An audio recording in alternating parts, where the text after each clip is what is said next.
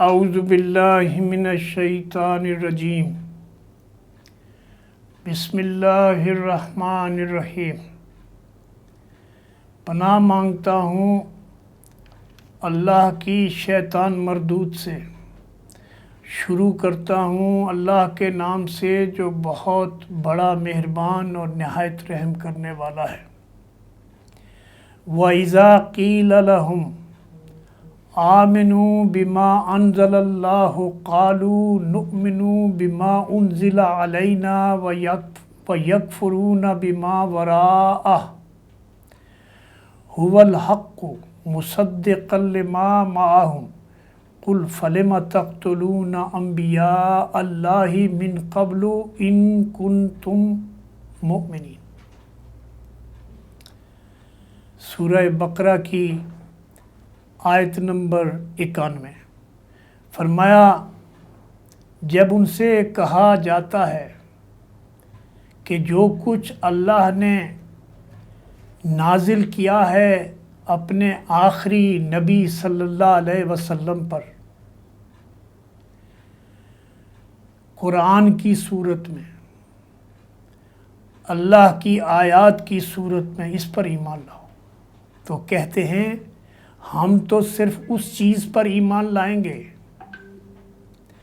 اور لاتے ہیں جو ہمارے ہاں صرف بنی اسرائیل پر اتری ہے، اور اس دائرے سے باہر جو کچھ بھی ہے، جو کچھ آیا ہے، نازل ہوا ہے کسی اور کے اوپر، اسے ہم ماننے سے انکار کرتے ہیں، حالانکہ وہ حق ہے اور اس تعلیم کی تصدیق اور تائید کر رہا ہے جو ان کے ہاں پہلے سے موجود تھی۔ اچھا، اگر ان سے کہو، ان سے پوچھو اے نبی، اگر تم اس تعلیم پر ایمان رکھنے والے ہو تو تمہارے ہاں جو آئی تھی تو اس سے پہلے اللہ کے ان پیغمبروں کو جو خود بنی اسرائیل ہی میں پیدا ہوئے تھے قتل کیوں کر رہے تھے؟ ان کو قتل کیوں تم کرتے رہے ہو؟ وَلَقَدْ جَاءَكُمْ مُوسَىٰ بِالْبَيِّنَاتِ ثُمَّ اتَّخَذْتُمُ الْعِجْلَ مِن بَعْدِهِ وَأَنْتُمْ ظَالِمُونَ وَإِذْ أَخَذْنَا مِيثَاقَكُمْ وَرَفَعْنَا فَوْقَكُمُ الطُّورَ خُذُوا مَا آتَيْنَاكُمْ بِقُوَّةٍ وَاسْمَعُوا قَالُوا سَمِعْنَا وَعَصَيْنَا وَأُشْرِبُوا فِي قُلُوبِهِمُ الْعِجْلَ بِكُفْرِهِمْ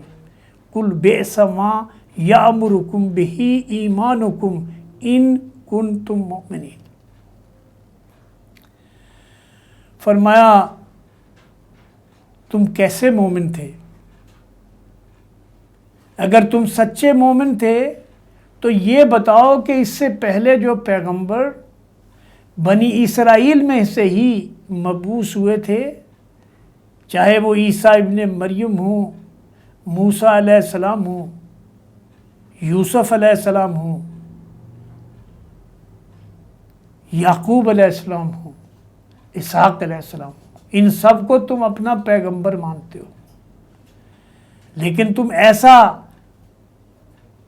پھر کیوں کرتے تھے؟ اگر تم اپنے اس دعوے میں سچے ہو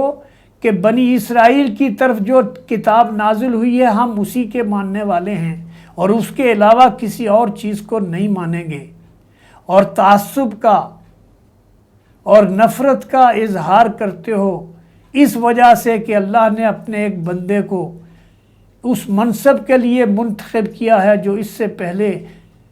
پے در پہ تمہاری طرف پیغمبروں کی صورت میں آتے رہے ہیں، لیکن تمہارا ایمان کیسا تھا کہ تم ان انبیاء میں سے بعض کو قتل کرتے تھے اور بعض کو جھٹلاتے تھے۔ اور پھر فرمایا وہ بات بھی یاد کرو جب موسیٰ علیہ السلام تمہارے پاس کھلی نشانیاں، صاف اور کھلی نشانیوں کے ساتھ آئے، پھر بھی تم ایسے ظالم تھے کہ اس کے پیٹھ موڑتے ہی بچڑے کو تم نے معبود بنا لیا تھا۔ تم بھول گئے کہ तुम फ़िरौन की ग़ुलामी से आज़ाद तुम्हें तुम्हारे रब ने किया, एक दो नहीं, लाखों की तादाद में। और वो ऐसा जालिम था कि वो जो तुम्हारी औलाद को कत्ल कर देता था, तुम्हारी बच्चियों को लोंडियों बना देता था, और तुम्हारी नस्ल कुशी हो रही थी। अल्लाह ने तुम्हें उस नस्ल कुशी से न सिर्फ बचाया बल्कि तुम्हारे सामने तुम्हारे सबसे बड़े दुश्मन को गर्क किया। लेकिन उसके फ़ौरन बाद जब मूसा अलैहिस्सलाम को अल्लाह ने तूर पर बुलाया तो उसके पीछे तुमने बछड़े की पूजा शुरू कर दी। फिर ज़रा उस मीसाक और उस अहद को याद करो जो तूर को तुम्हारे ऊपर उठाकर तुमसे लिया गया था। हमने ताकीद की थी कि जो हिदायत हम दे रहे हैं उनकी सख्ती के साथ पाबंदी करो। ये जो किताब हमने मूसा को दी है, जो अहकामात मूसा को दिए हैं, वो तख्तियों में लिखे हुए अहकामात थे। उनको कहा था इनको अच्छी तरह से याद करो, इनको दिल में बैठाओ और इनकी पाबंदी करो, कान लगा कर सुनो। लेकिन तुम्हारे असलाफ ने कहा हमने सुन लिया मगर मानेंगे नहीं। और इनकी बातिल परस्ती का, इनकी जहालत का, इनकी गुमराही का ये हाल था कि दिलों में इनका बछड़ा ही बसा हुआ था। कहो अगर तुम मोमिन हो तो ये अजीब ईमान है जो ऐसी बुरी हरकत का तुम्हें हुक्म देता है। कुल इन कानत लकुमुद्दारुल आखिरतु इंदल्लाहि खालिसतम मिन दूनिन नास फतमन्नाउल मौता इन कुंतुम सादिकीन। और उस पर गुर्रा ये है कि ये दावेदार हैं इस बात के कि आखिरत का घर जन्नत तो हमारे ही लिए बना है, ये तो है ही हमारे लिए मखसूस। जिस तरह आज मुसलमानों के कई सो कॉल्ड मुसलमानों में जो फ़िरक़े बटे हुए हैं, फ़िरक़ों में बटी हुई इस्लामी मिल्लत जो है उनके मुख्तलिफ़ फ़िरक़े हैं जो हर एक ये दावा करता है कि हम जन्नत में जाने वाले हैं और जन्नत हमारे लिए बनी है। तो यही हाल बनी इसराइल का था। तो फरमाया इनसे कहो अगर वाकई अल्लाह के नज़दीक तुम्हारा आखिरत का घर तमाम इंसानों को छोड़कर सिर्फ तुम्हारे लिए बनाया गया है तो फिर ऐसा क्यों नहीं करते कि तुम मौत की तमन्ना करो अगर तुम सच्चे हो अपने इस दावे में कि आखिरत तो हमारा ही घर है। वलाई यतमन्नाहु अबदम बिमा कद्दमत ऐदीहिम वल्लाहु अलीमुम बिज़्ज़ालिमीन। और ए अल्लाह के नबी और ए मोमिन बंदो सुन लो कि ये कभी भी मौत की तमन्ना नहीं करेंगे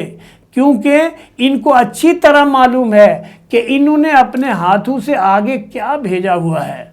और अल्लाह जो है वो इन जालिमों से बहुत अच्छी तरह से इन जालिमों को बहुत अच्छी तरह से जानता है और इनके सारे आमाल नामे उसके इल्म में हैं। वला तजिदन्नहुम अहरसन नास अला हयातिन फमिनल्लज़ीना अशरकू यवद्दु अहदुहुम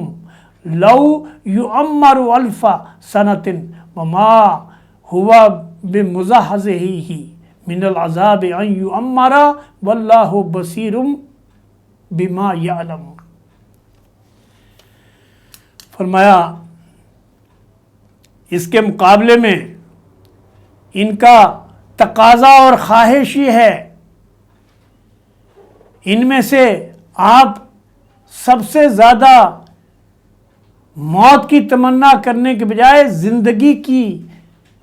के हरीस पाएंगे आप इनको। हत्ता कि इस मामले में ये मुशरिकों से भी आगे बढ़े हुए हैं जो अल्लाह को मानने से ही इनकारी हैं, उनसे भी एक कदम आगे बढ़े हुए हैं और ये अल्लाह को मानने का इकरार करते हैं, आखिरत के मानने का इकरार करते हैं, पैगंबरों के मानने का इकरार करते हैं, किताबों के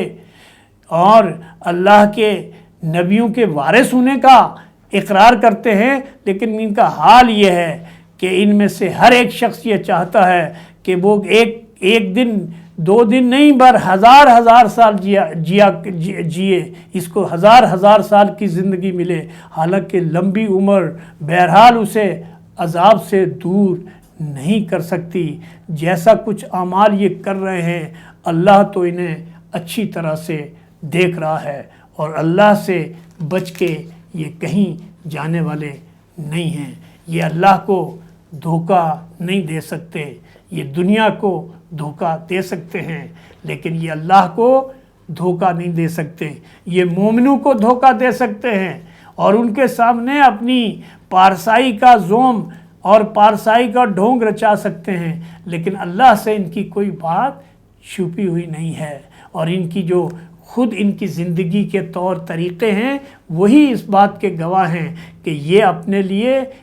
ہزاروں سال کی زندگی کے متمنی ہیں، چونکہ یہ دنیا میں رچے بسے ہوئے ہیں، یہ دنیا کی محبت میں ڈوبے ہوئے ہیں۔ وہ دنیا جو ان کے پیچھے رہ جائے گی، ان کو اپنے ساتھ لے جانا بھی نہیں پڑے گا،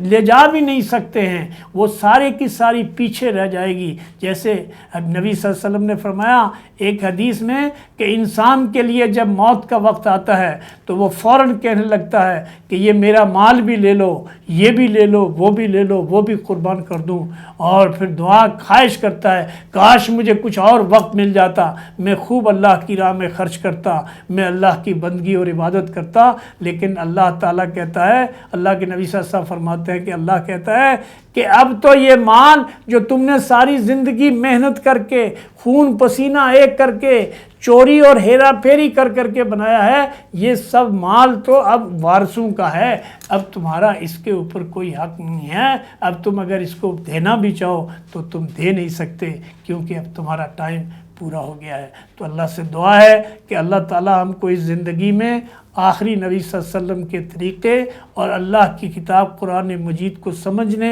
اس کو پڑھنے اور اس کے اوپر عمل کرنے کی توفیق عطا فرمائے، تاکہ یہ جو امت ہے جو آج بربادی کے آخری کونے پہ ہے، آخری کنارے پر آن پہنچی ہے، پھر ذلت سے نکلے، پھر وہ دن اس کو نصیب ہوں کہ ایک زمانے میں ساری دنیا میں اسلام کا جھنڈا لہرا رہا تھا اور مسلمانوں کی حکمرانی تھی، لیکن آج یہ مسلمان محکوم اور مجبور ہے، اور دوسروں کے جیسے ایک حدیث میں آتا ہے کہ ان کا حال یہ ہوگا